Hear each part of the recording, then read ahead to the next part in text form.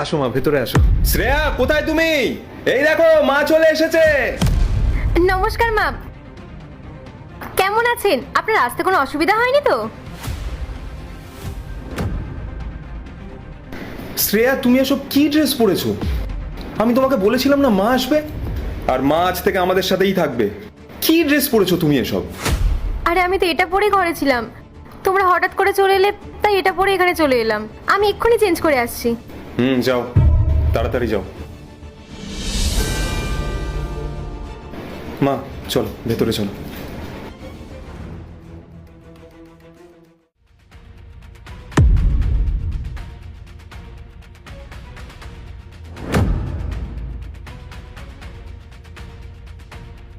শ্রেয়া, হচ্ছেটা কি? মা এখানে বসে রয়েছে আর তুমি মায়ের সামনে পা তুলে বসে রয়েছো। ছি, কিছু বলার নেই তোমায়। তোমার মা বাবা কি তোমায় শেখায়নি বড়দের সামনে কি রকম ব্যবহার করতে হয়? ওহ সরি, আমি না মাকে খেয়াল করিনি, আসলে ফোনে মন ছিল তো তাই। মন তোমার অন্যদিকেই থাকে, কখনোই কোনো কিছু খেয়াল করো না। মা সরি, আসলে আমি না বুঝতে পারিনি। তোমার জন্য কি আমি চা বানিয়ে নিয়ে আসবো?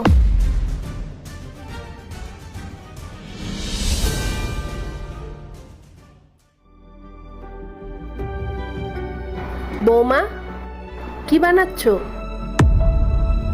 এই তো মা, চিড়ের পোলাও বানাচ্ছি। বলছি মা, একটু ওখান থেকে নুনের কৌটোটা দিন না। এই নাও। থ্যাংক ইউ মা। শ্রেয়া, তোমার ব্যাপারটা কি?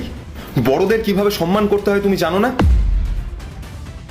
সব সময় তুমি কিছু না কিছু মায়ের সাথে করছো, আর তুমি এখন মাকে দিয়ে কাজ করাচ্ছ। চুপ কর তুই। আমি আসার পর থেকে দেখে যাচ্ছি তুই বৌমাকে কিছু না কিছু নিয়ে কথা শুনিয়ে যাচ্ছিস। কি ভুল করেছো ও?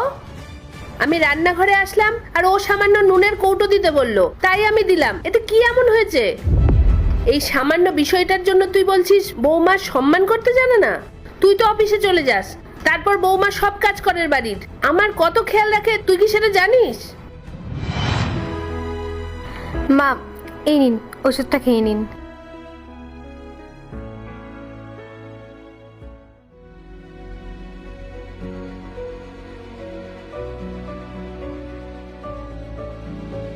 এই নিন মা। তুই আমায় একটা কথা বলতো, তোর দিদি যখন এই বাড়িতে ছিল তোর তো তখন বিয়ে হয়নি, তখন তো আমিও তোর দিদির হাতে হাতে কাজ করে দিতাম। কই তখন? পার্ট 2 দেখতে সাবস্ক্রাইব করো ভেলকু 78M।